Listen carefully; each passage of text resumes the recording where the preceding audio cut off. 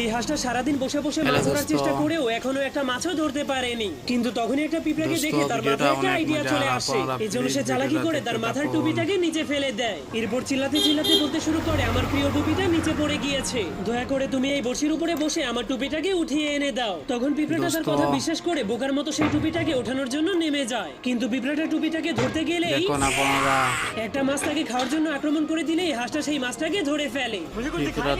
কিন্তু তখন পিঁপড়াটার চোখগুলো বন্ধ হয়ে যাওয়ার কারণে সে বুঝতেই পারেনি যে হাঁসটা তাকে টোপ হিসেবে ব্যবহার করছে। এই জন্য সে আবারও টুপিটাকে আনতে গেলে সে তার মাধ্যমে আরেকটা মাছকেও ধরে ফেলে। কিন্তু পিঁপড়াটা নিচের দিকে না তাকানোর কারণে সেই বিষয়টা একদমই জানতো না। এই জন্য সে যখনই হঠাৎ করে নিচের দিকে তাকায়